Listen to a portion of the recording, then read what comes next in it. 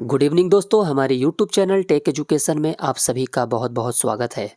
दोस्तों, जैसा कि आप सभी को पता है कि बिहार में जल्द ही जाति आधारित जनगणना का काम शुरू होने जा रहा है। इस काम को पूरी करने की जिम्मेदारी बिहार के नियोजित शिक्षकों के ऊपर है। ऐसे बहुत सारे शिक्षक साथी हैं जिनको यह काम पहली बार मिल रहा है, तो स्वाभाविक है कि इस काम में काफ़ी गलतियां होंगी। ऐसी गलतियों से बचने के लिए हम आपको इस वीडियो में कुछ महत्वपूर्ण बातें बताने जा रहे हैं जो आपको जाति आधारित जनगणना से पहले जानना बहुत ही ज़रूरी है। अगर आप भी इन महत्वपूर्ण बिंदुओं को ध्यान में रख करके अपने कार्य को करेंगे तो आपसे गलतियां होने की संभावना बहुत कम रहेंगी। तो चलिए बिना देर के भी इस वीडियो को शुरू करते हैं। वीडियो को बिना स्किप किए शुरू से लास्ट तक देखिएगा और अंतिम का जो महत्वपूर्ण बिंदु है वो काफ़ी काम का है।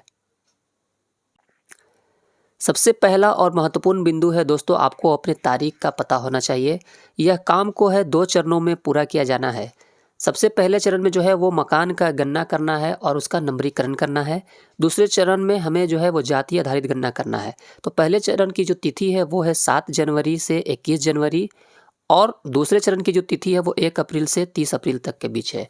इस तिथि के बीच ही या अंतिम तिथि से पहले ही आप लोगों को अपना काम पूर्ण करके दे देना है।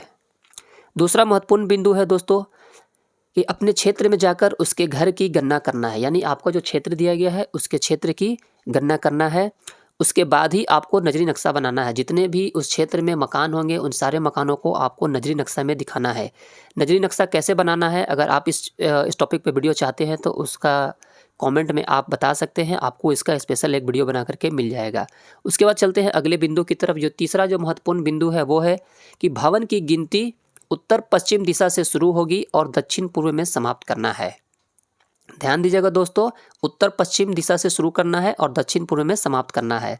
अगला महत्वपूर्ण बिंदु है नक्शा में दिशा का ख्याल रखना है। जब आप नक्शा बनाएंगे जो कि नजरी नक्शा कहलाएगा तो उसके ऊपर में उत्तर दिशा दिखाएंगे, नीचे में दक्षिण, दाएं हाथ की तरफ पूर्व और बाएं हाथ की तरफ पश्चिम, जो कि हमेशा नक्शे में भी ऐसा ही होता है। तो इसी तरीके से आपको नजरी नक्शा बनाते समय ध्यान देना है।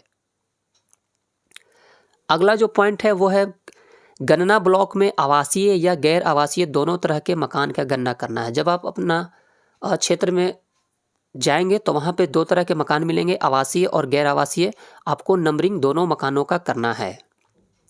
छठा जो महत्वपूर्ण बिंदु है दोस्तों वो ये है कि भवन के बाहर मेन गेट पर आपको एक 6 बाई 6 इंच का स्क्वायर बॉक्स बनाना है और उसी में उस मकान का नंबर देना है। जैसा कि आपको चित्र में दिखाया जा रहा है, इसी तरीके से आपको मेन गेट पे 6 बाई 6 का एक बॉक्स बनाना है और आपको रेड कलर का मार्कर दिया जाएगा, उसी रेड कलर के मार्कर से इस दीवार पे लिख देना है। 7वां महत्वपूर्ण बिंदु है कि सड़क के किनारे घर की गिनती क्रम में जहां गिनती खत्म होगी उसी जगह से उसी गली में दूसरे साइड से गिनती करना है। यानी कि जब आप मकान की गिनती शुरू करेंगे तो आप 1 2 3 4 करके आगे बढ़ते जाएंगे, उसके बाद दूसरे साइड में मकान की गिनती शुरू करेंगे उसके अपोजिट दिशा में। 8वां पॉइंट है वो है कच्ची मकान जिसमें आदमी रहता है उसके लिए त्रिभुज और पक्की मकान जिसमें आदमी रहता है उसके लिए वर्ग बनाकर दिखाना है। यहाँ पर 2 तरह का आपको चित्र बना करके दिखाना है। कच्चा या झोपड़ी जो भी मकान होगा उसको त्रिभुज के आकार का दिखाना है नक्शा पे, और जो पक्का मकान होगा उसको स्क्वायर बना करके दिखाना है। 9वां पॉइंट है कि पक्की गैर आवासीय के लिए वर्ग को छायांकित करना है और कच्ची गैर आवासीय के लिए त्रिभुज को छायांकित करना है। एक तो पता चला कि आपको जो भी कच्चा मकान होगा उसको त्रिभुज के आकार में दिखाना है और जो पक्का मकान है उसे स्क्वायर में दिखाना है। उसमें भी आपको जो आवासीय है उसमें कुछ भी नहीं करना है, लेकिन जो गैर आवासीय है उसको छायांकित करना है इस तरीके से, जैसा कि पिक्चर में आप देख सकते हैं। उसके बाद आते हैं अगले पॉइंट की तरफ जो कि 10वां है। यदि गणना के क्रम में आपको मंदिर, मस्जिद, सार्वजनिक पुस्तकालय भवन, तालाब, जल स्रोत, पानी टंकी कुछ भी मिलता है तो उसे भी नजरी नक्शा में अनिवार्य रूप से दिखाना है। 11वां पॉइंट है गणना के लिए आपको हैंडबैग मिलेगा, कैरी बैग मिलेगा, सारा प्रपत्र उसी में ठीक से रखना है। ध्यान देने वाली बात यह है कि आपको किसी भी प्रपत्र को मोड़ना नहीं है, कोई भी रफ प्रपत्र नहीं मिलेगा, ओवर राइटिंग नहीं करना है, प्रपत्र हमेशा सीधा रखना है और कोई भी फोल्डर को मोड़ना नहीं है। अगला पॉइंट है जो कि 12वां है, प्रपत्र भरने में हमेशा मानक अंक संख्या 1 2 3 4 5 6 7 8 9 आदि लिखकर शुद्ध ही भरना है। एक बार में ही सही और शुद्ध भरना है। आपको ध्यान देना है कि यहाँ पास ओवर राइटिंग नहीं करना है, उसे काट छाट नहीं करना है। अगला पॉइंट है कि जनगणना, आपदा प्रबंधन और चुनाव में जिनकी प्रतिनियुक्ति की गई है उन्हें अनिवार्य रूप से कार्य को संपादित करना है। यानी जिनकी ड्यूटी आपको गणना में लगाई गई है उनको यह काम करना ही करना है, कोई भी बहाना नहीं चलेगा। और यहाँ पे आपको कोई भी एसएल नहीं दिया जाएगा सिवाय मेडिकल और एसएल के छोड़ करके। तो ध्यान दीजिएगा कि आपको यहाँ पास बहाना नहीं चलेगा और आप छुट्टी पर भी नहीं जा सकते हैं जब तक कि आप अपना काम पूरा खत्म ना कर दें। अगला जो पॉइंट है वो है कि प्रत्येक 6 गणक पर एक पर्यवेक्षक होगा, आवश्यकता अनुसार मदद मांग सकते हैं। यदि आपको कार्य करने के दौरान किसी तरह की कोई परेशानी आती है तो आप अपने पर्यवेक्षक जो कि सुपरवाइजर होंगे उनका कांटेक्ट आपके पास होगा, आप उनसे मदद मांग सकते हैं। प्रत्येक 6 गणक पर एक सुपरवाइजर होगा। 15वां पॉइंट है कि यदि आप ऑनलाइन कार्य करेंगे तो आपको अतिरिक्त राशि भी मिलेगी, यदि आप ऑफलाइन कार्य करेंगे तो अतिरिक्त राशि नहीं मिलेगी। अगला पॉइंट है 16वां कि गणना ब्लॉक में दाएं से 2 अंक में नंबर भरना है और उप ब्लॉक में तब भरना है जब घर संख्या 700 से अधिक होगा। दोस्तों यहाँ पर एक ध्यान देने वाली बात है कि आपको जो भी गणना ब्लॉक दिया जाएगा उसमें आपको या तो 700 आबादी तक ही आपको करना है या फिर 150 से 160 मकान तक ही करना है। अगर उससे ज़्यादा होगा, 150 या 160 मकान से ज़्यादा उस ब्लॉक में होंगे तो वो उप ब्लॉक की कैटेगरी में आ जाएगा।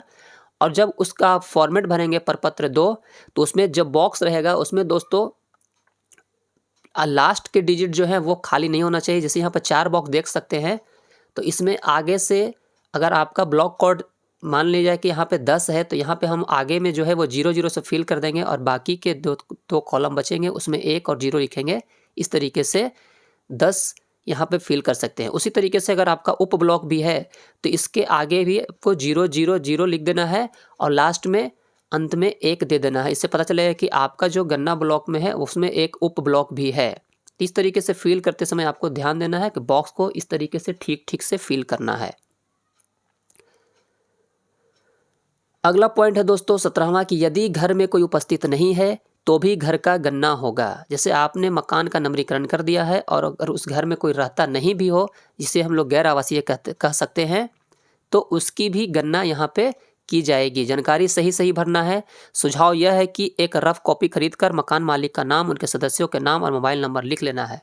जैसे आपने नंबरिंग के समय देखा कि इस मकान में कोई था, जब आप वहाँ पे गणना करने के लिए आते हैं तो उस मकान में कोई व्यक्ति उपस्थित नहीं है, तो ऐसी स्थिति में आपको ये करना है दोस्तों कि उसके आजू बाजू के जो भी लोग हैं उनसे उस मकान मालिक का नंबर ले लेना है और फ़ोन से कांटेक्ट करना है और गणना उनकी भी की जाएगी। किसी भी हालत में उनकी गणना को छोड़ा नहीं जाएगा। इस तरीके से आखिरी जो सबसे महत्वपूर्ण है कि आपको जो है परिस्थिति के अनुसार कुछ सविवेक से भी निर्णय लेकर कार्य करना है। अगर किसी तरह की कोई त्रुटि होती है तो उसको आपको खुद से सुधार करना है और अपना विवेक का इस्तेमाल यहाँ पे करना है। दोस्तों ये कुछ महत्वपूर्ण बिंदु थे जो आपको गणना करने से पहले ध्यान में रखना है।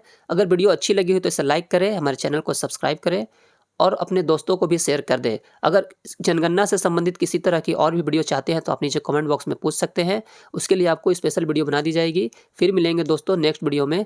धन्यवाद।